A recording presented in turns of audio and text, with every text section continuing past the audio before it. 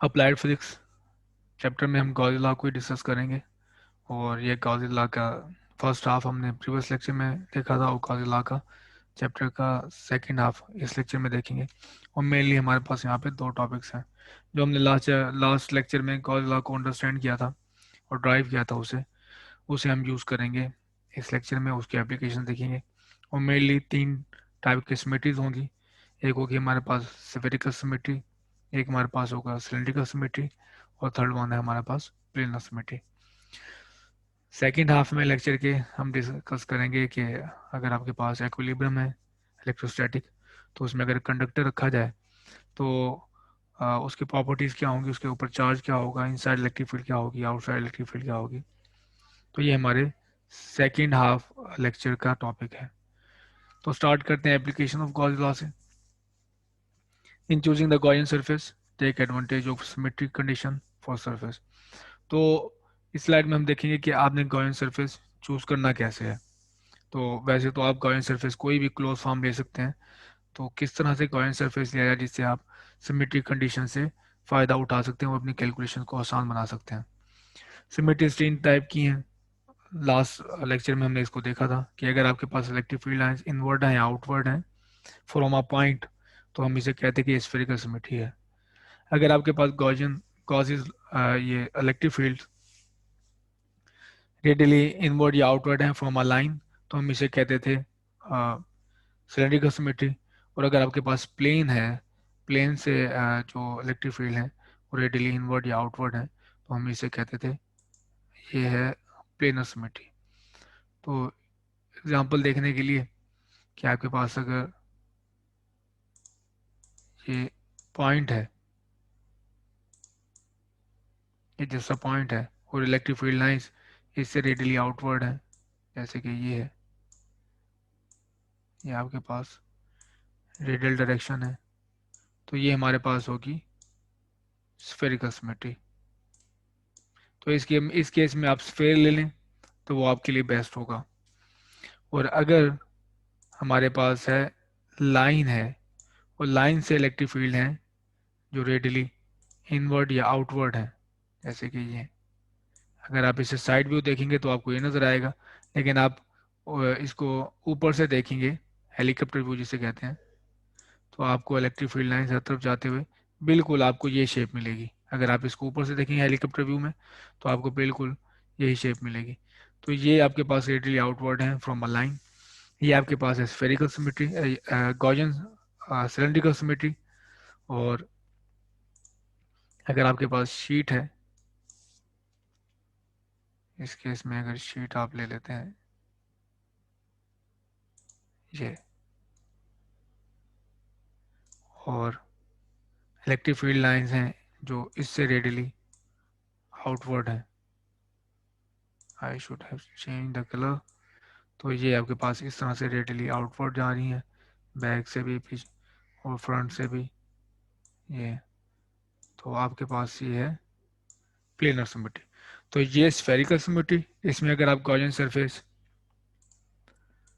इस तरह का लें स्फेयर, तो आपके पास कैलकुलेशन करने में आसानी होगी।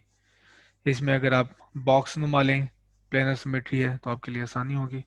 और इसमें अगर आप सिलेंडर नुमा लें गॉसियन सरफेस, तो आपको कैलकुलेशन करने में आसानी होगी। तो अब है कि क्या प्रॉपर्टीज़ हैं बेसिकली जो आपको शो करेंगी कि आप अगर इन स्फेरिकल सिमेट्री में गॉसियन सरफेस ये वाला चूज़ करते हैं तो उसमें क्या क्या चीज़ें आपको देखनी चाहिए ताकि आप को लिए कैलकुलेशन करना आसान हो।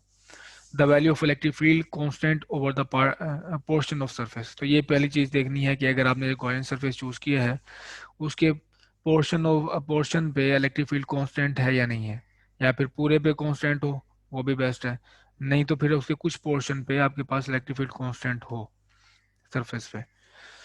दूसरा, आपके पास जो डॉट प्रोडक्ट है इलेक्ट्रिक फील्ड का और वेक्टर एरिया का, उसको कैलकुलेट करना आसान हो। और कैलकुलेट करने आसानी में इन दो चीज़ें हैं कि आप बता सकें आसानी से कि एक फलां वेक्टर एरिया पे इस पोर्शन पे इलेक्ट्रिक फील्ड परपेंडिकुलर है या पैरेलल है। तो अगर परपेंडिकुलर होगी तो आपको डॉट पोल जीरो मिलेगा, यहाँ से फ्लक्स कंट्रीब्यूट नहीं करेगा, और अगर पैरेलल है तो आपके पास इलेक्ट्रिक फील्ड और बैक्टीरिया का जो डॉट प्रोडक्ट है वो नॉन जीरो होगा और आपको यहाँ से फ्लक्स मिलेगा। तीसरी चीज जो आप देख सकते हैं, electric field zero over the portion of surface. तो आपने गॉसियन सरफेस ऐसे चूज करना है कि कुछ पोर्शन पे आपके पास इलेक्ट्रिक फील्ड एटलीस्ट कांस्टेंट मिले, पूरे पे ना सही, कुछ पोर्शन पे सही। डॉट प्रोडक्ट एवेल्युएट करना आसान हो, जैसे कि परपेंडिकुलर है इलेक्ट्रिक फील्ड और वेक्टर एरिया, या पैरेलल है। और इलेक्ट्रिक फील्ड जीरो हो पोर्शन ऑफ सरफेस पे, ताकि हमें पता चल जाए हमने वहां से इलेक्ट्रिक फील्ड फ्लक्स को कैलकुलेट नहीं करना, क्योंकि इलेक्ट्रिक फील्ड है ही जीरो, हमारे पास फ्लक्स जीरो आएगा। तो ये तीन चीजें हैं मेनली गार्जियन सरफेस आप जब भी ड्रॉ करें तो आप इन चीज़ों को मद्देनजर रखें। अदरवाइज अगर आप गार्जियन सरफेस ड्रॉ करेंगे, वो गॉसियन लॉ तो होल्ड करेगा स्टिल, लेकिन आपको कैलकुलेट करने में चीज़ें मुश्किल होगी आपके लिए। इंटीग्रल ये बहुत बड़ा हेडेक बन जाएगा, जिससे जान छुड़ाने के लिए हम गॉसियन लॉ की तरफ आए थे। तो पहली सिमेट्री है जिसे हम कहते हैं स्फेरिकल सिमेट्री। तो स्फेरिकल सिमेट्री में ये है कि आपके पास एक इंसुलेटिंग सॉलिड स्फेयर है जिसका रेडियस ए है uniform charge density and total charge Q. तो आपके पास ये जो मैंने हार्ड लाइन में दिखाया हुआ है आपके पास, ये हमारे पास है insulating solid sphere, hollow sphere नहीं है ये, इसका रेडियस है ए। और हमने इसके आउटसाइड एक पॉइंट है, ये पॉइंट था, इस पॉइंट पे हमें इलेक्ट्रिक फील्ड फाइंड करनी है। तो आप ये करेंगे, चूंकि ये जो आप इसके अगर इलेक्ट्रिक फील्ड ड्रॉ करें तो आपको नज़र आएगा यहाँ से कि इलेक्ट्रिक फील्ड जो इससे है वो रेडियली आउटवर्ड है। जैसे कि ये देखें, इसके रेडियली पॉइंट से आप सरफेस पे ड्रॉ करके देख लें, बेशक सरफेस से भी आपको रेडियली आउटवर्ड मिलेंगी ये इलेक्ट्रिक फील्ड।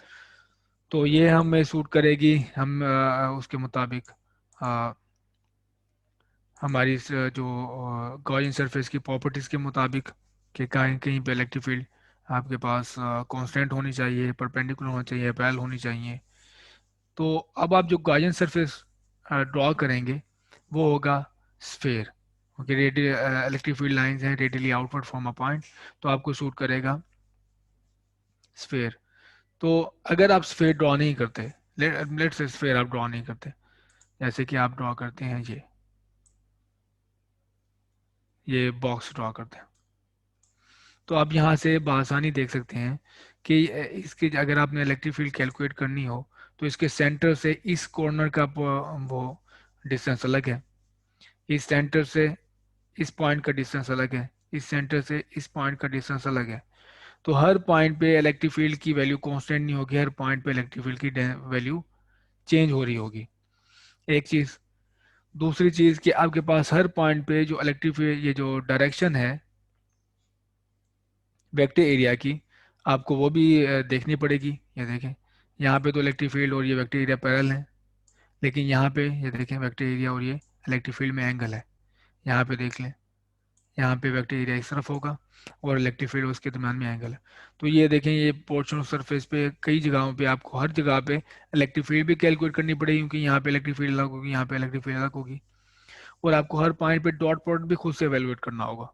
इस वजह से आप देखेंगे गॉसियन सरफेस यहाँ पे सूट नहीं करता, आपके लिए इंटीग्रेट करना और बड़ा हेडेक बन जाएगा। तो ये वजह थी कि हमने लिया स्फेयर। तो स्फेयर से आप देखेंगे क्या क्या प्रॉपर्टीज आ रही हैं हमारे पास। पहली कि आपके पास हर पॉइंट पे जिस तरफ भी मूव करें, ये डिस्टेंस आ रहा है, हर पॉइंट पे जिस तरफ भी आप जाएंगे स्फेरिकल रेडियल डायरेक्शन में, आपके पास सेंटर से डिस्टेंस आर ही है, सारा सेम है। तो आर सेम है तो एक चीज इलेक्ट्रिक फील्ड आपके पास हर पॉइंट पे सेम होगी, उसकी मैग्नीट्यूड सेम होगी। दूसरा वेक्टर एरिया की अगर आप बात करें तो वेक्टर एरिया में देख लें, आप अगर इस पॉइंट पे वेक्टर एरिया कैलकुलेट करें तो वेक्टर एरिया की डायरेक्शन बिल्कुल पैरेलल टू इलेक्ट्रिक फील्ड होगी। इस पॉइंट पे दें तो वेक्टर एरिया की direction exactly same as electric field. इस पॉइंट पे देख लें, यहाँ पे भी इलेक्ट्रिक फील्ड की डायरेक्शन बिल्कुल सेम होगी। तो यहाँ पे देखें आपके पास डॉट प्रोडक्ट कैलकुलेट करना भी आसान और इलेक्ट्रिक फील्ड कैलकुलेट करना, क्योंकि हर पॉइंट पे सेम है, वो भी आसान हो जाएगी। तो इंटीग्रल करना इस केस में बहुत ही आसान हो जाएगा।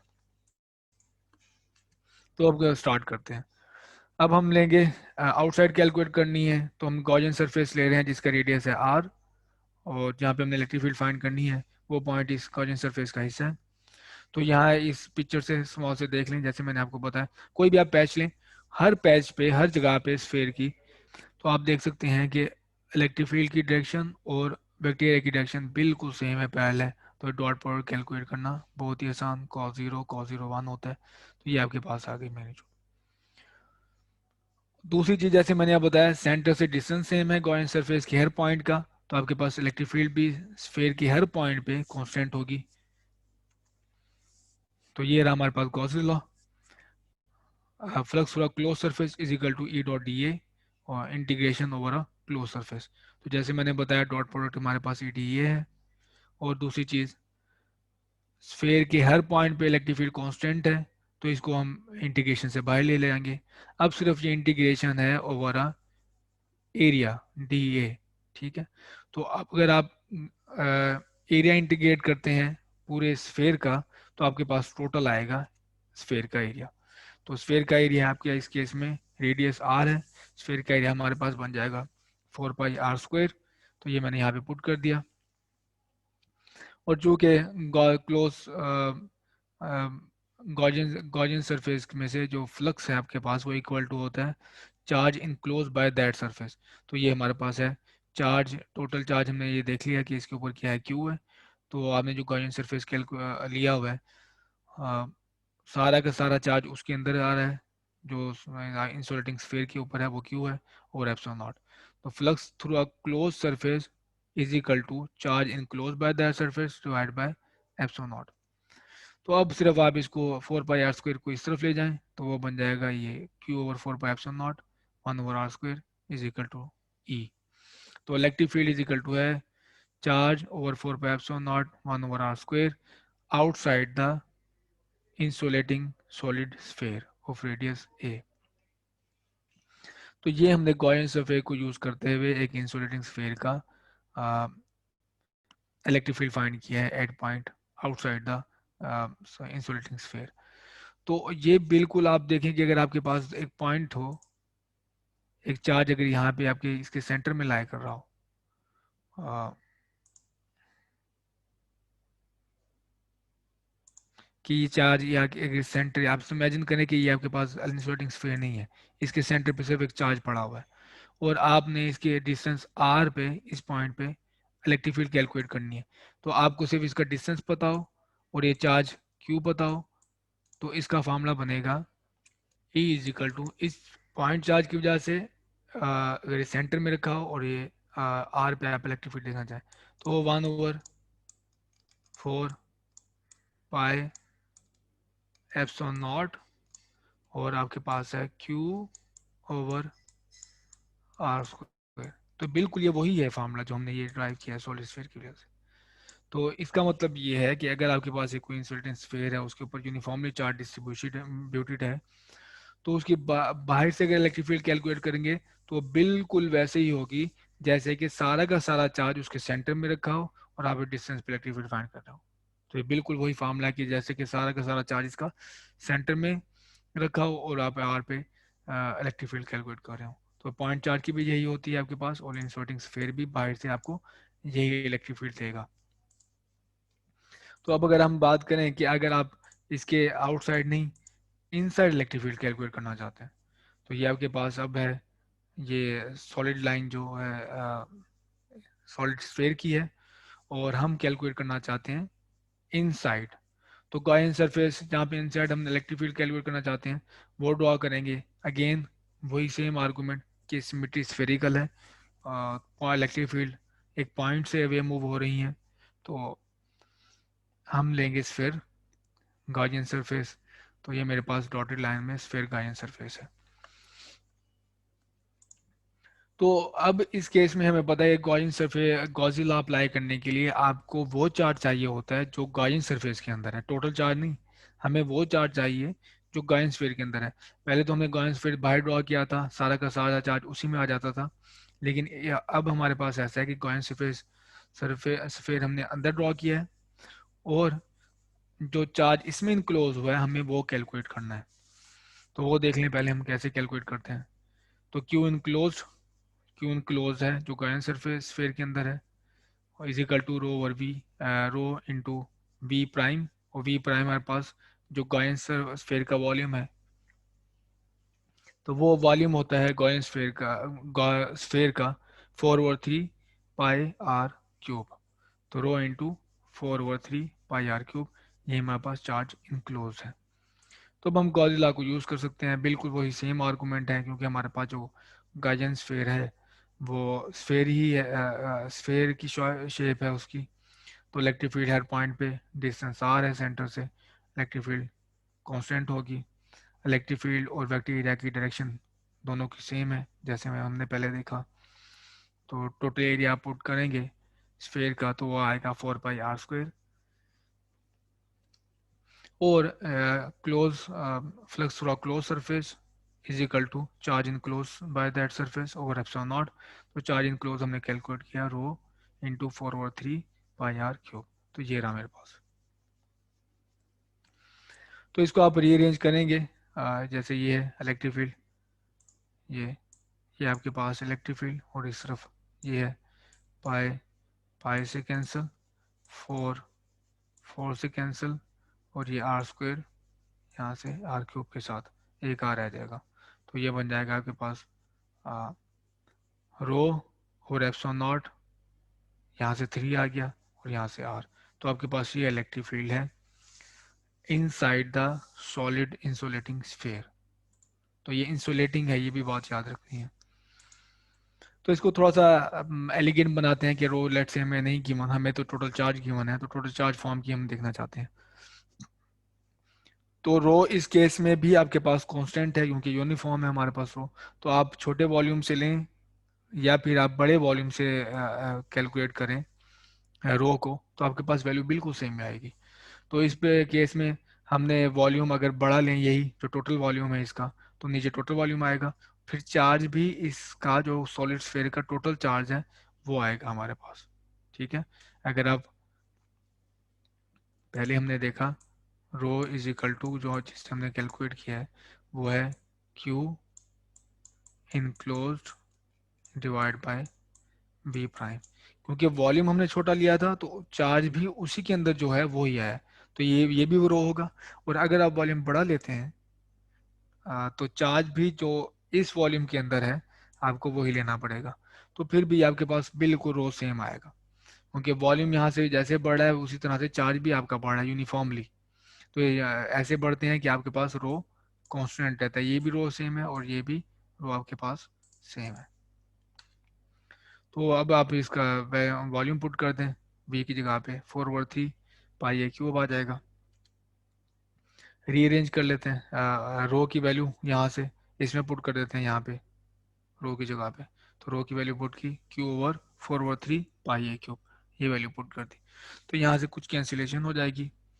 और अगर आप एप्सिलॉन नॉट नॉट की वैल्यू पुट कर दें, तो एप्सिलॉन नॉट की वैल्यू होती है, आपने k की तो वैल्यू देखी है, k की वैल्यू होती है k इज इक्वल टू 1 और कूलम कांस्टेंट है ये कि 4 पाई एप्सिलॉन नॉट। तो ये हमारे पास है k। अगर आप एप्सिलॉन नॉट को इसे ले आए और k को नीचे ले जाएं तो आप एप्सिलॉन नॉट की वैल्यू निकाल सकते हैं। तो ये बिल्कुल वही फार्मूला है हमारे पास, ये k इज इक्वल टू के की फॉर्म में E is equal to KE QR/A cube. तो हमने किया क्या, 4 पाई और KE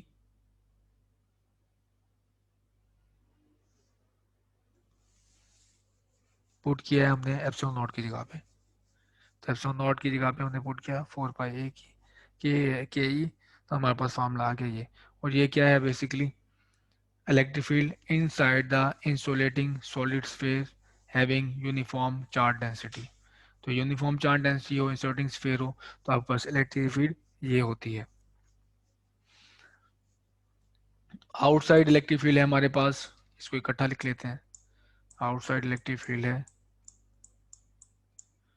KE/Q/r²।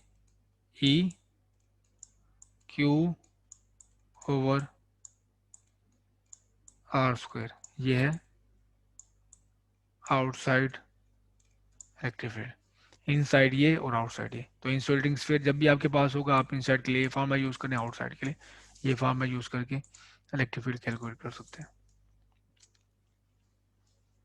अब हमारे पास एक प्रॉब्लम है कि एक इन्फिनिट लाइन है, और जैसे कि मैं आपको शो करूं, ये है इन्फिनिट लाइन, इसके ऊपर चार्ज डिस्ट्रीब्यूटेड है, और ये इन्फिनिट लाइन है, हर तरफ एक्सटेंड करिए, इस तरफ भी इस तरफ भी। तो हमें बताया कि पूछा गया है कि अगर मेरे पास पॉइंट है, ये पॉइंट है P, तो इस पॉइंट पे इलेक्ट्रिक फील्ड क्या होगी। तो चूंकि इलेक्ट्रिक फील्ड यहाँ से लाइन से रेडियली आउटवर्ड है हर पॉइंट पे। अब अगर इसका टॉप व्यू देखें तो टॉप व्यू से एग्जैक्टली आपको मिलेगा ये टॉप व्यू से आपको नजर आएगी इस तरह से कि एक लाइन से radially electric field radially outward move हो रही है। तो इस केस में जो हमें चीज सूट करेगी वो करेगी सिलेंड्रिकल गाइडेंस स्फीयर। तो हमने सिलेंड्रिकल गाइडेंस स्फीयर ले लिया। तो इसमें प्रॉपर्टीज देख लें कि कुछ पॉइंट्स पे आपके पास इलेक्ट्रिक फील्ड, कुछ पोर्शन पे गाइडेंस स्फीयर के इलेक्ट्रिक फील्ड आपको मिलेगी perpendicular to the vector area, और कुछ पोर्शन पे आपको मिलेगी पैरेलल टू वेक्टर एरिया। तो वन बाय वन इसकी प्रॉपर्टी देखते हैं। तो ये लेंथ है हमारे पास गाइडेंस स्फीयर की, स्मॉल एल है, और इसका रेडियस है स्मॉल आर, और इसके सेंटर में वो आपके पास लाइन चार्ज डेंसिटी है। तो हमने क्या करना है, गॉस लॉ अप्लाई करने के लिए कि flux through a close sphere देखना है और charge enclose by that sphere देखना। तो ये दो पॉइंट्स हैं हमारे पास, फ्लक्स थ्रू दैट स्फीयर और charge enclose by that sphere. तो हमारे पास इलेक्ट्रिक फील्ड का फॉर्मूला आ जाएगा। तो इसके हैं हमारे पास बेसिकली तीन पोर्शन इस गॉस स्फीयर के। एक ये पोर्शन है ऊपर वाला टॉप, इसे कैप कह लें। एक नीचे वाला पोर्शन है, इसे कह लें बॉटम कैप। और एक ये कर्व स्फीयर है। ठीक है, तो हमने तीनों को एनालाइज करना है। तो आप अगर इसको देखें टॉप पे, तो टॉप पे आपके पास वेक्टर एरिया अपवर्ड है और इलेक्ट्रिक फील्ड है ये, दोनों के दरमियान में एंगल आपके पास साफ नजर आ रहा है 90 है। अब अगर आप डाउन कैप देखें तो डाउन कैप के करीब भी आपके पास इलेक्ट्रिक फील्ड ये होगी, और जो वेक्टर एरिया होगा आपके पास वो है डाउनवर्ड। तो इधर भी एंगल आपके पास 90 है। तो दो जगहों से आपके पास जब एंगल 90 हो गया, डॉट प्रोडक्ट 0 हो जाएगा, और आपको दो अपर कैप से और लोअर कैप से कोई फ्लक्स आपको यहाँ से नहीं मिलेगा। अब बात करते हैं इस कर्व स्फीयर की। तो कर्व स्फीयर पे आप जहां भी वेक्टर एरिया ड्रॉ करेंगे तो वो परपेंडिकुलर टू द स्फीयर होगा। आप कहीं भी वेक्टर एरिया ड्रॉ करो वो परपेंडिकुलर टू द स्फीयर नजर आएगा आपको। जैसे ये ड्रॉ हुआ है, ये perpendicular to the away from the sphere है, इसकी डायरेक्शन भी रेडियल होगी, और इलेक्ट्रिक फील्ड भी जैसे मैंने बताया उसकी डायरेक्शन भी रेडियल है हर कर्व स्फीयर पे, हर पॉइंट पे। इधर भी रेडियल है, यहाँ पे ड्रॉ करेंगे यहाँ पे भी रेडियल होगी। तो जहां जहां आप इलेक्ट्रिक फील्ड लेंगे उस पॉइंट पे वेक्टर एरिया की डायरेक्शन भी बिल्कुल सेम होगी जो कि इलेक्ट्रिक फील्ड की है। तो कर्व स्फीयर पे हमें क्या मिला, कर्व स्फीयर पे हमें मिला electric field is parallel to the vector area. तो अब हम अप्लाई करते हैं गॉसेस लॉ। तो flux through a close sphere sphere is equal to E dot D. तो आप हमने गॉसेस लॉ क्यों, ये गॉसियन स्फीयर क्यों यूज़ किया, मैंने वैसे तो आपको बताया कि ये electric field lines radially outward हैं। तो आप खुद इसमें देख सकते हैं कि अगर मैं यहाँ पे बॉक्स ले लेता गॉसियन स्फीयर या फिर स्फीयर ले लेता तो कैलकुलेशन कैसे मुश्किल बन जाती, क्योंकि हर पॉइंट पे आपके पास इलेक्ट्रिक फील्ड भी अलग होती है अगर आप स्फीयर ले लेते। और अगर आप चलिए देख लेते हैं इसको, मैं आपको शो करता हूँ कि किस तरह से हमने अगर गॉसियन स्फीयर ले लेते तो हमें क्या क्या मुश्किलात होती।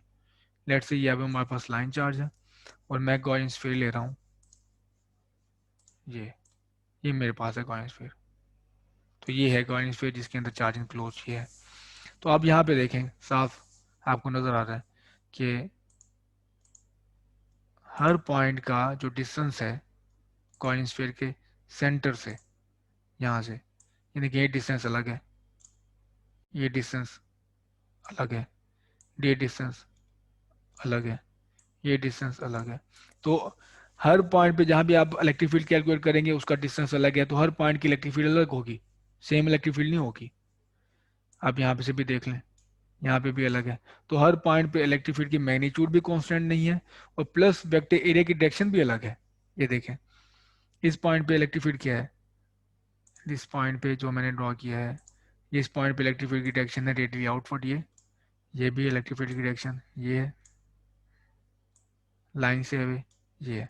लेकिन वेक्टर एरिया अगर मैं ड्रॉ करूँ तो वेक्टर एरिया क्या होगा, तो यहाँ पे तो वेक्टर एरिया ये होगा, रेडियल डायरेक्शन है उसकी स्फीयर के, इसका वेक्टर एरिया होगा ये, इसका वेक्टर एरिया होगा ये, इसका वेक्टर एरिया होगा ये, इसका वेक्टर एरिया होगा।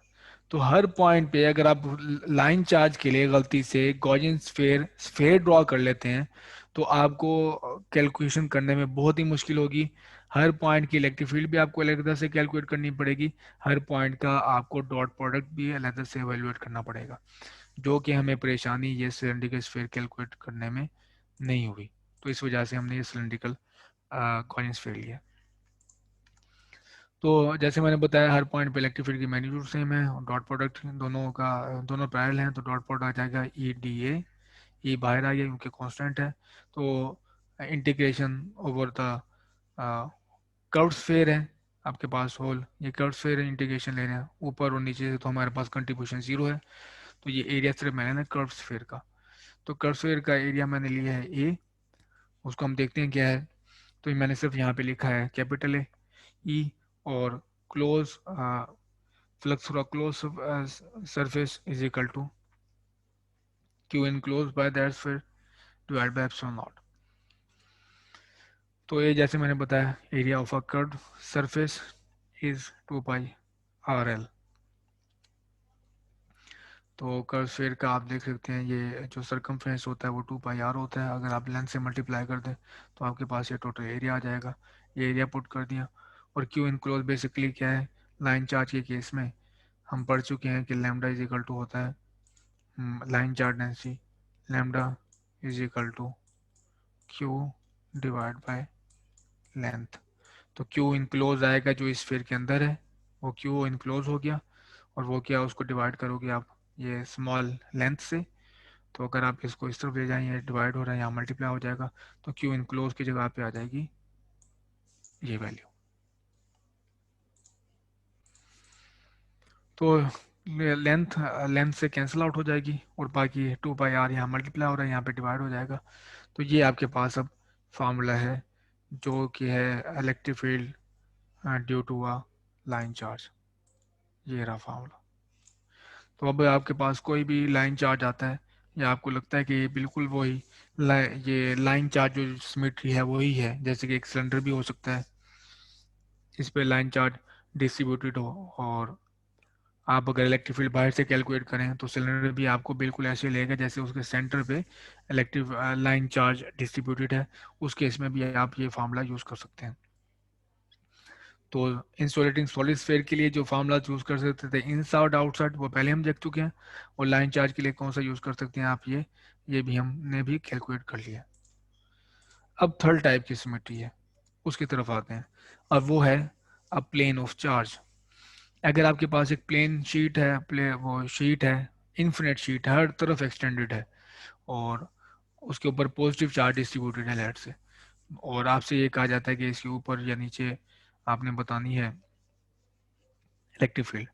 तो पहले कि ये हमारे पास ये सिमेट्री कौन सी है, तो ये हमने पहले डिस्कस किया हुआ है कि ये हमारे पास सिमेट्री है प्लेनर सिमेट्री। तो इलेक्ट्रिक फील्ड इसके रेडियली प्लेन से अब ये मूव कर रही है, प्लेन पे हर पॉइंट पे अब ये मूव कर रही है ये ऊपर की तरफ। और अगर आपने इसके बैक पे देखें तो ये बैक से भी आपको इलेक्ट्रिक फील्ड नीचे की तरफ जाती देखेंगी। इस केस में जैसे मैंने बताया था कि आपको कैलकुलेट करना, अगर आप ले लें बॉक्स ले लें जो कि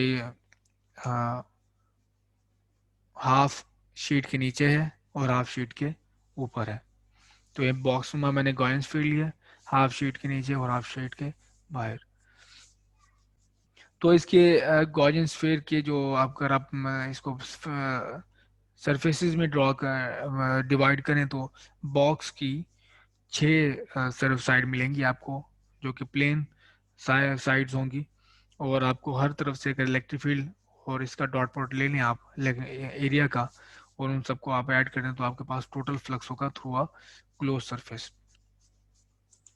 जबकि आपके पास अगर आप इसे मेनली डिवाइड कर दें तीन पोर्शन में, फ्लक्स थ्रू साइड्स, कि जो इसकी साइड्स हैं बॉक्स की, एक ये साइड है, एक ये साइड है, एक ये साइड है और एक बैक साइड है। तो ये हो गई फ्लक्स थ्रू साइड्स, और एक फ्लक्स हो गया इस अपर से, टॉप से, और एक बॉटम से। तो फ्लक्स थ्रू साइड जो होगा वो आपके पास होगा जीरो, क्योंकि अगर आप मैं यहाँ पे वेक्टर एरिया अगर ड्रॉ करूँ तो वो परपेंडिकुलर टू दिस होगा। तो यहाँ पे इलेक्ट्रिक फील्ड क्या है, इलेक्ट्रिक फील्ड हमारे पास यहाँ है अपवर्ड, ये इलेक्ट्रिक फील्ड है। तो ये देखें बिल्कुल 90 एंगल है। और अगर मैं यहाँ पे इलेक्ट्रिक फील्ड ड्रॉ करूँ और इसी पॉइंट पे ये वाली साइड जो है इसके लिए वेक्टर एरिया देखूँ, तो वेक्टर एरिया होगा इस डायरेक्शन में, और अगेन एंगल 90, इस साइड से भी 90, इस साइड से भी 90, इसी तरह ये जो फ्रंट साइड है इससे भी 90 होगा एंगल इलेक्ट्रिक फील्ड और वेक्टर एरिया के दरम्यान में, बैक साइड से भी इलेक्ट्रिक फील्ड और वेक्टर एरिया के दरम्यान में एंगल 90 होगा। तो हमें यहाँ से फ्लक्स की कोई कंट्रीब्यूशन नहीं मिलेगी, क्योंकि यहाँ पे फ्लक्स के लिए हमारे पास है डॉट प्रोडक्ट, और इलेक्ट्रिक फील्ड और डी ए के दरम्यान में जब एंगल 90 होगा तो हमें फ्लक्स मिलेगा जीरो। तो हमने सिर्फ फ्लक्स देखना है टॉप और बॉटम से, और टॉप और बॉटम में आप देख लो इलेक्टिव एरिया भी सेम है, क्योंकि ये हमारे पास बॉक्स है तो एरिया ए है टॉप का भी बॉटम का भी। अच्छा, अब अगर आप वेक्टर एरिया के लगाओ इसके ऊपर टॉप पे, तो ये टॉप पे आपके पास वेक्टर एरिया होगा ये, और बॉटम पे आपके पास वेक्टर एरिया ये। तो टॉप पे भी वेक्टर एरिया की डायरेक्शन और इलेक्ट्रिक फील्ड की डायरेक्शन बिल्कुल सेम है, और बॉटम पे भी वेक्टर एरिया और इलेक्ट्रिक फील्ड की डायरेक्शन बिल्कुल सेम है। तो दोनों का डॉट प्रोडक्ट आपको मैक्सिमम वैल्यू देगा। एंगल इनके दोनों के दरम्यान में जीरो है, इधर भी एंगल जीरो है इलेक्ट्रिक फील्ड और वेक्टर एरिया के दरम्यान में। तो फ्लक्स आप एक साइड से कैलकुलेट कर लें और दो से उसको मल्टीप्लाई कर दें तो दोनों साइड का आपके पास फ्लक्स आ जाएगा, क्योंकि दोनों साइड का एरिया भी सेम है, इलेक्ट्रिक फील्ड की मैग्नीट्यूड भी सेम है, इलेक्ट्रिक फील्ड और एरिया की डायरेक्शन भी सेम है। तो मैंने इस वजह से यहाँ पे यही किया है कि टॉप और बॉटम की कंट्रीब्यूशन ऐसे लिए है कि एक साइड की मैं कैलकुलेट करूंगा, दो से मल्टीप्लाई कर दूंगा तो मेरे पास टॉप और बॉटम से फ्लक्स आ जाएगा। और इलेक्ट्रिक फील्ड जो साइड से है वो ऑटोमेटिकली जीरो है, क्योंकि हमारे पास वेक्टर एरिया साइड्स का और इलेक्ट्रिक फील्ड उस पॉइंट्स पे एक दूसरे के परपेंडिकुलर है, तो ये हमें मिलेगा जीरो। तो अब आ जाए आगे टॉप और बॉटम से, क्योंकि यहाँ पे इलेक्ट्रिक फील्ड और वेक्टर एरिया पैरेलल है, तो ये हो गया जीरो डॉट प्रोडक्ट की वजह से। और टॉप पे एरिया और ई डॉट डी ए दोनों पैरेलल हैं, यहाँ पे हमारे पास कॉस जीरो आ जाएगा, और फ्लक्स हो गया टोटल 2 EA, और flux through close surface is equal to Q enclose by that surface divide by epsilon not. तो यहाँ पे चूंकि लाइन चार्ज डेंसिटी है तो हम फार्मूला यूज करेंगे लाइन चार्ज का। तो लाइन सॉरी यहाँ पे हमारे पास जो है सरफेस चार्ज है, तो हम फार्मूला यूज करेंगे सरफेस चार्ज का। तो सरफेस चार्ज डेंसिटी होती है चार्ज डिवाइड बाय एरिया। तो चार्ज कितना इनक्लोज है, जितना इस सरफेस का एरिया, जितना इस सरफेस का एरिया है हमारे पास गॉसियन स्फीयर का, गॉसियन ये क्यूब का, वो है ए। तो चार्ज जितना ए में आएगा वो उसको आप डिवाइड कर दोगे ए से, तो आपके पास आ जाएगी चार्ज डेंसिटी। तो ये बिल्कुल हमने ऐसे किया है, क्यू की जगह पे आ जाएगा सिग्मा ए, क्योंकि यहाँ पे डिवाइड हो रहा है, यहाँ पे मल्टीप्लाई हो जाएगा। तो Q enclosed is equal to sigma A से कैंसिल, और आपके पास इलेक्ट्रिक फील्ड आ गई E is equal to sigma over 2 epsilon not. तो ये रही electric field of plane sheet जिसके ऊपर चार्ज डिस्ट्रीब्यूटेड है, पॉजिटिव चार्ज डिस्ट्रीब्यूटेड है। तो आप इस फार्मूला को यूज़ कर सकते हैं। सिर्फ आपके पास अगर आपके पास एक वॉल पे अगर चार्ज डिस्ट्रीब्यूटेड है और उसके बिल्कुल करीब आपने इलेक्ट्रिक फील्ड कैलकुलेट करनी है, या आपके पास infinite sheet of line, infinite sheet और पॉजिटिव चार्जेस हैं या फिर नेगेटिव चार्जेस हैं, दोनों केस में आप यूज़ कर सकते हैं। तो आपको सिर्फ उस कि चार्ज डेंसिटी बताओ।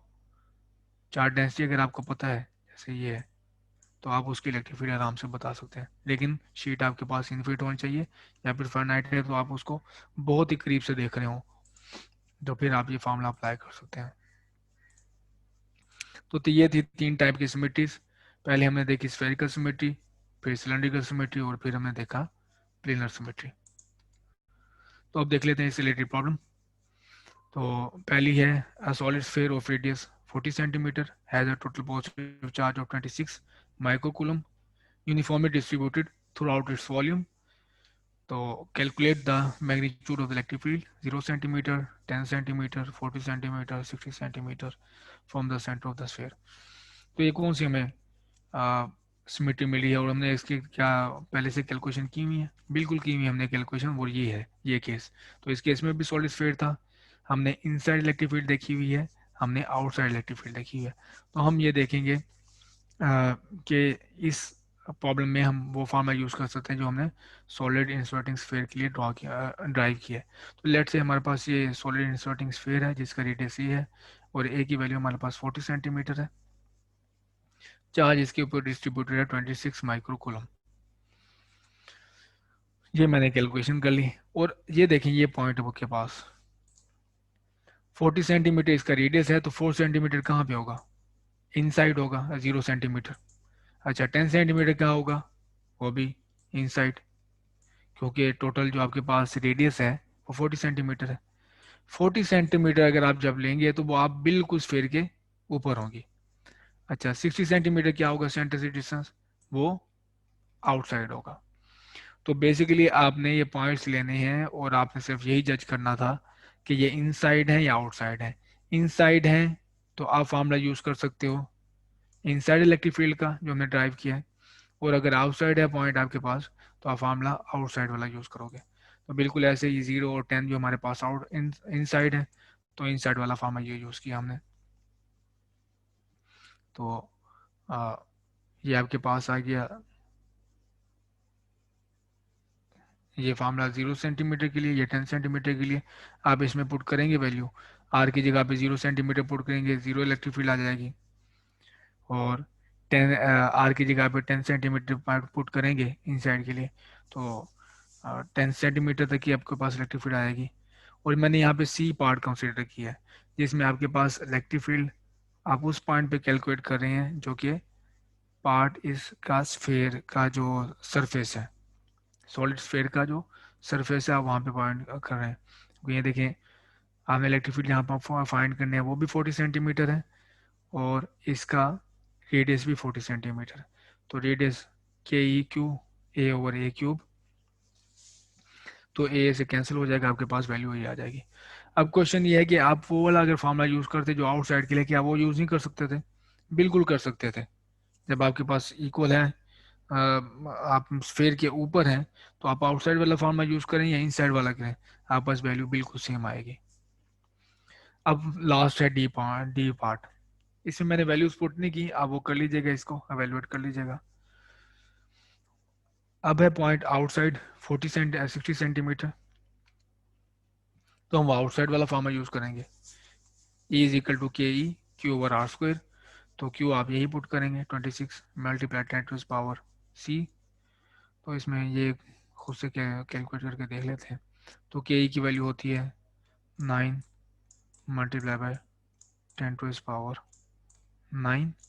क्यू की वैल्यू है 26 मल्टीप्लाई बाय 10⁻⁻⁶ माइक्रो, और आर है हमारे पास 60 सेंटीमीटर, और इसको आपने ऐसे यूनिट्स में कन्वर्ट करना, तो ये बन जाएगा 0.6, और इसका हमारे पास है स्क्वायर। तो ये हमारे पास आ जाएगी इलेक्ट्रिक फील्ड। बाकी केस में भी बिल्कुल आपने यही करना है, ये फार्मूला यूज़ करना है इनसाइड के लिए। यहाँ पे आप 0.1 पुट करोगे, क्यू की वैल्यू यही, यहाँ पे 0.1, और ए की जगह पे आपके पास 0.4 आएगा। तो ये रहा हमारे पास प्रॉब्लम नंबर 18। अब आ जाए नेक्स्ट प्रॉब्लम पे। Determine the magnitude of the electric field at the surface of lead 208 nucleus which contains 82 protons and 126 neutrons. Assume the lid nucleus has a volume 208 times that of one proton and consider a proton to be a sphere of radius this meters. अच्छा, अब हमारे पास nucleus के surface पे हमने क्या करनी है, electric field find करनी है। तो ये इसकी थोड़ी सी पिक्चर बना लेते हैं ताकि हमें डिस्कस करने में आसानी हो। तो ये लेट से आपके पास एक न्यूक्लियस लेड न्यूक्लियस स्फीयर है और जिसमें 82 प्रोटॉन्स हैं, 126 न्यूट्रॉन्स हैं और इसका रेडियस है हमारे पास एक टाइनी न्यूट्रॉन है, उसका रेडियस है ये, इसका रेडियस है ये 1.2 मल्टीप्लाई 10⁻⁻15। और अब टोटल रेडियस क्या होगा इसका, जिसको मैं शो करना चाहता हूँ एक लाइन से। तो टोटल इसका रेडियस होगा ये, और ये रेडियस है 28 multiply by radius of one neutron. तो ये है, तो ये हमारे पास आ गया रेडियस। रेडियस 208 को मल्टीप्लाई कर दोगे इससे, ये रेडियस भी आ जाएगा। और चार्ज इसमें क्या है, 82 प्रोटॉन्स। तो ये हमारे पास बेसिकली क्या है, सॉलिड स्फीयर है, वो जो हम डिस्कस कर चुके हैं। तो ये देखें, स्फीयर का जो फॉर्मूला था स्फीयर के सरफेस पे, वो हम ये यूज़ कर रहे थे, तो हमने बिल्कुल ये यूज़ करना है।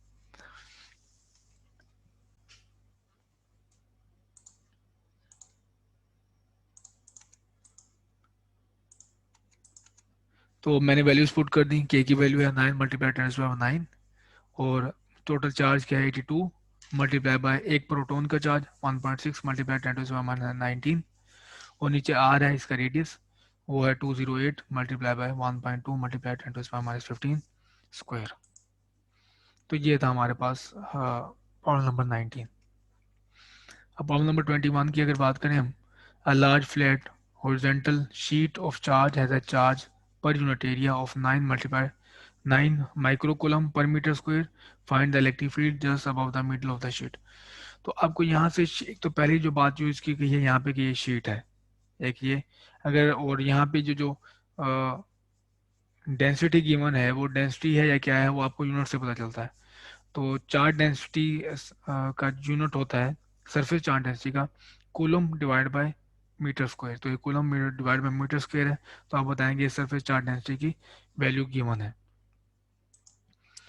तो और ये चूंकि शीट के लिए फार्मूला है हमारे पास, शीट के लिए फाइंड करना है a large flat horizontal sheet, उसके लिए इलेक्ट्रिक फील्ड फाइंड करनी है just above the middle of the sheet.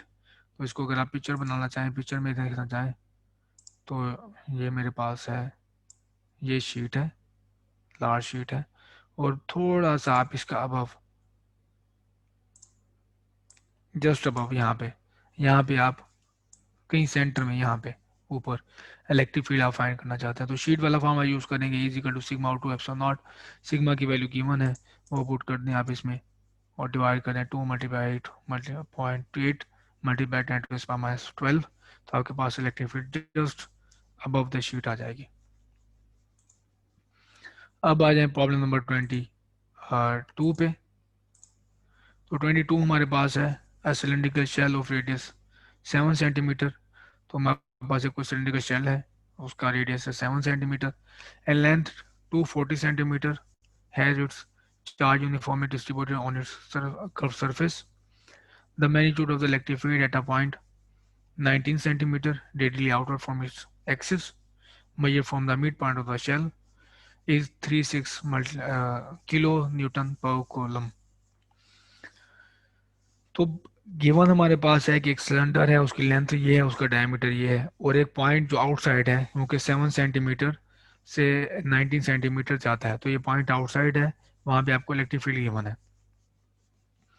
और हमने बताना है the net charge on the shell and the electric field at a point 4 centimeter from the axis measured radially outward from the midpoint of the shell.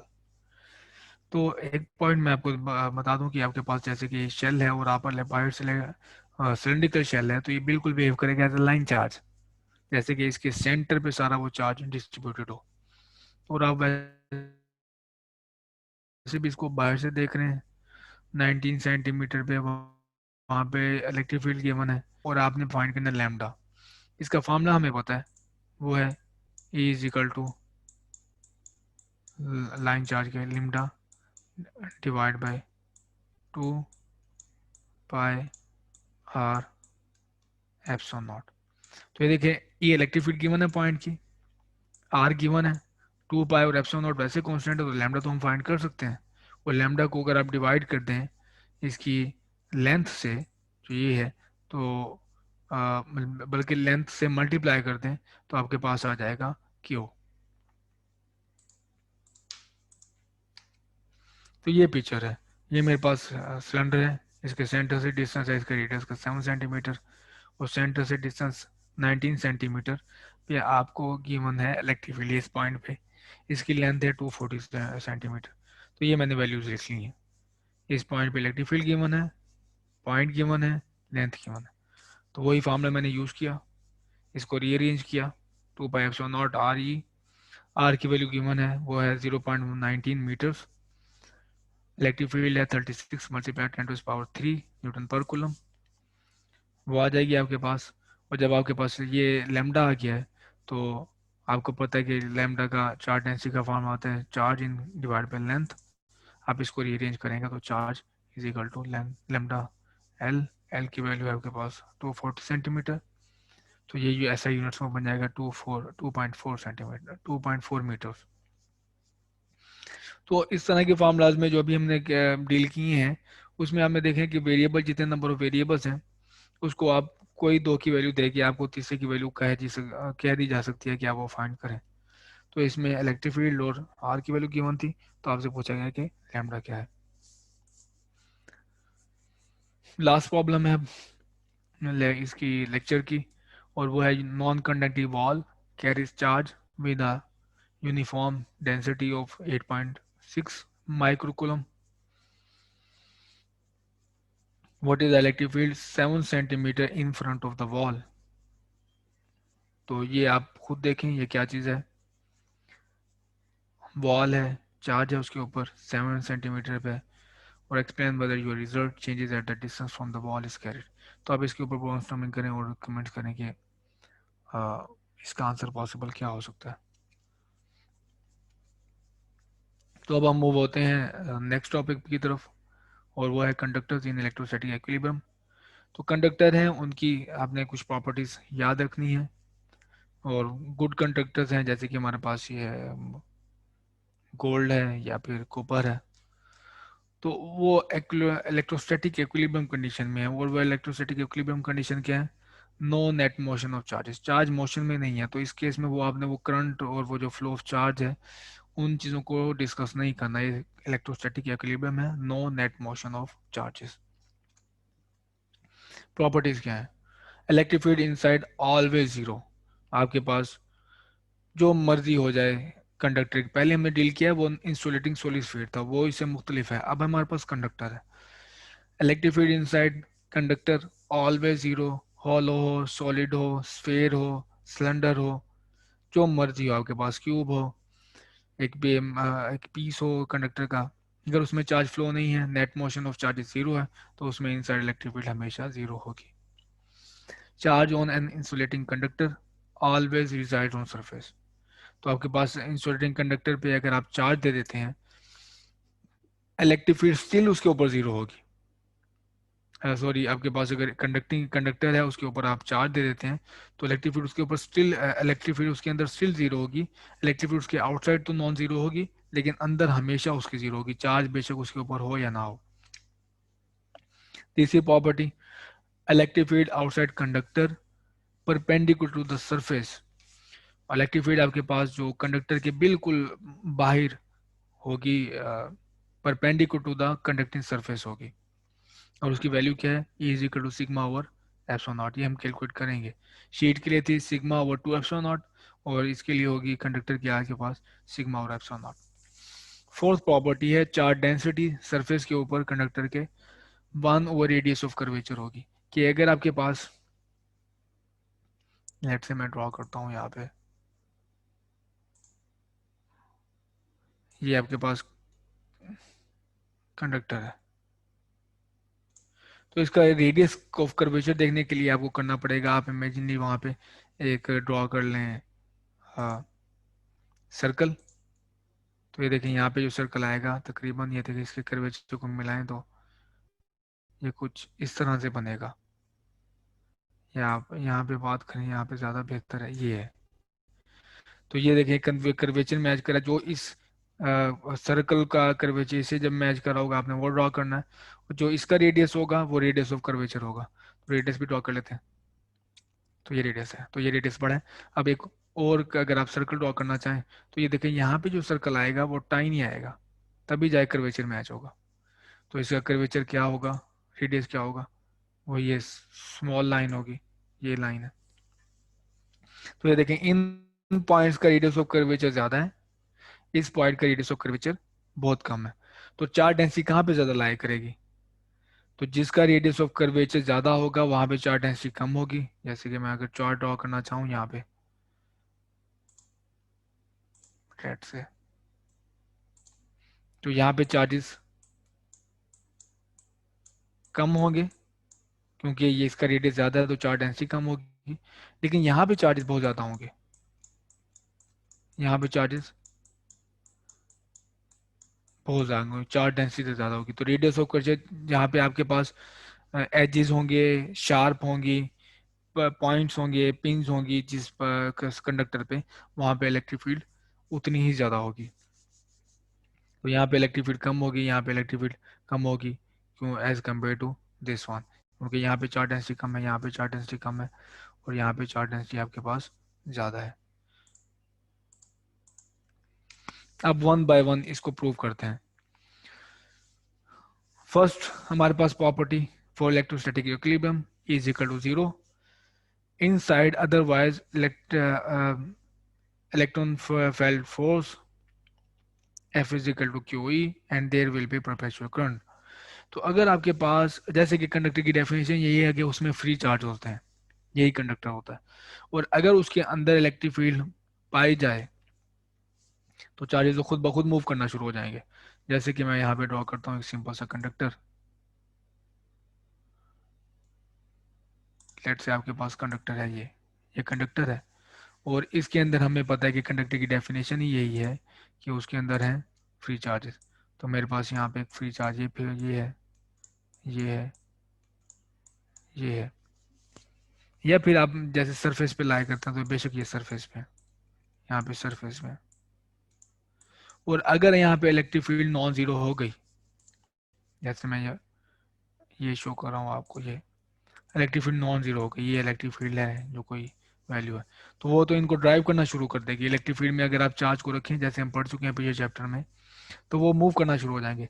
तो यहाँ पे खुद ब खुद ये जो चार्जेस मूव करना शुरू कर देंगे, हमारे पास ये परपेचुअल करंट होगा, खुद ब खुद ड्राइव होने वाला करंट होगा। तो ये पॉसिबल नहीं है कि परपेचुअल आपको कोई करंट मिले, इस वजह से ज़रूरी है कि इलेक्ट्रिक फील्ड इस साइड द कंडक्टर आपके पास जीरो हो,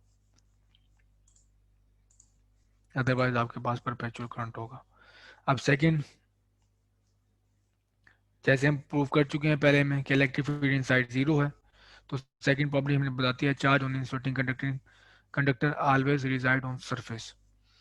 तो वो अगर आप इसको कंडक्टर को चार्ज देते हैं तो वो फिर रिजाइड करेगा कहाँ, इलेक्ट्रिक फील्ड, क्योंकि आपके पास अंदर आपके पास जो है वो एक इलेक्ट्रिक फील्ड जीरो है, और आपने दिया चार्ज, अबव चार्ज दिया, तो वो कहाँ रिजाइड करेगा, वो उसकी एक ही पॉसिबिलिटी है कि वो रिजाइड करे ऑन द सरफेस। तो चार्ज जो भी होगा वो सरफेस पे लाई करेगा। और अगर आप इस चो को उसको चेक करना चाहते हैं कि गॉसियन सरफेस बना के आप ड्रॉ कर सकते हैं, तो मैंने यहाँ पे यही किया है कि कंडक्टर के अंदर बिल्कुल वॉल के साथ गॉसियन स्फीयर ड्रॉ किया है। तो गॉसियन स्फीयर में से फ्लक्स कैलकुलेट करना होगा हमने। तो फ्लक्स के लिए हमारे पास जो डेफिनेशन है वो ये है, close loop integral E dot close surface integral है, लूप इंटीग्रल नहीं है, डी है। तो इलेक्ट्रिक फील्ड तो इनसाइड, अगर आपके पास इलेक्ट्रिक फील्ड, हम बता चुके हैं कि इलेक्ट्रिक फील्ड इनसाइड जीरो है, तो ये पूरा आपके पास फ्लक्स भी जीरो होगा। तो flux through a Gaussian sphere is equal to zero, और ये हमारा फार्मूला किसके इक्वल होता है, क्यू ओवर एप्सिलॉन नॉट। तो इसका मतलब है चार्ज भी अंदर जीरो है, फ्लक्स जीरो है तो चार्ज भी अंदर जीरो है। तो चार्ज अगर आप कोई भी देंगे वो रिजाइड करेगा हमेशा सरफेस के ऊपर। तो दूसरी प्रॉपर्टी का प्रूव हो गया। अब है थर्ड वन। तो थर्ड वन हमारे पास ये है कि कंडक्टर है, कंडक्टर पे अगर आपके पास कोई चार्ज रिजाइड करेगा तो इसकी इलेक्ट्रिक फील्ड होगी, इलेक्ट्रिक फील्ड हमेशा परपेंडिकुलर होगी।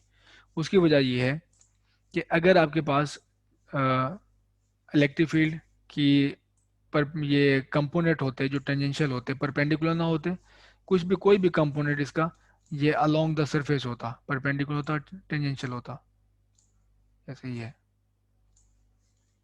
तो वो क्या करते हैं, क्योंकि अगर आपने चार्ज दिया तो वो रिजाइड कहाँ पे कर रहा है, सरफेस के ऊपर। वो तो सरफेस पे जो चार्ज है उसको फ्लो करने शुरू कर देते।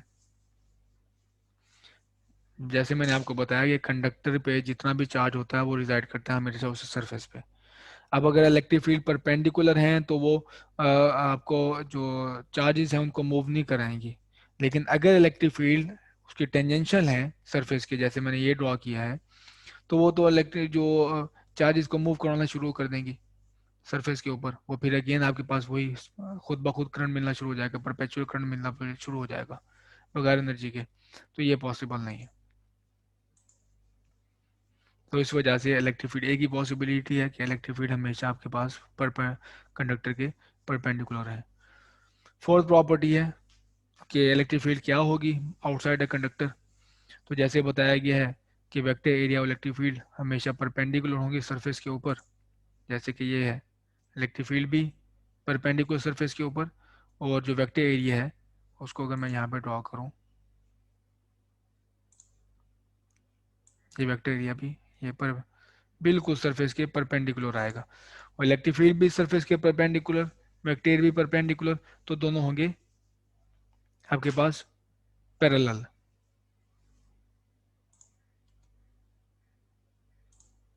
तो वेक्टर एरिया के परपेंडिकुलर नहीं है बेसिकली, ये जो है गलत लिखी हुई है बात। तो एरिया के पर वेक्टर एरिया के परपेंडिकुलर नहीं है, सिर्फ एरिया के परपेंडिकुलर है। वेक्टर एरिया के बेसिकली पैरेलल है, वेक्टर एरिया और इलेक्ट्रिक फील्ड दोनों पैरेलल है। और इनसाइड अगर आप यहाँ पे देखें, इनसाइड आपके पास जो इलेक्ट्रिक फील्ड है वो ज़ीरो है। तो आपके पास कर्व स्फीयर से कंट्रीब्यूशन हमें ज़ीरो मिलेगी। जैसे मैं यहाँ पे ड्रॉ करता हूँ, कर्व स्फीयर का वेक्टर एरिया होगा ये इस डायरेक्शन में, इस डायरेक्शन में, जो कि इलेक्ट्रिक फील्ड के एंगल 90 है। तो कर्व स्फीयर से भी आपको कंट्रीब्यूशन ज़ीरो मिलेगी। इनसाइड तो इलेक्ट्रिक फील्ड ज़ीरो है तो वहाँ से भी कंट्रीब्यूशन आपको ज़ीरो मिलेगी। जो नॉन ज़ीरो कंट्रीब्यूशन मिलेगी सिर्फ ये अपर कैप से, जो कि कंडक्टर के बाहर है, वहाँ से आपको कंट्रीब्यूशन मिलेगी। तो ये रहा हमारे पास phi E is equal to E D A.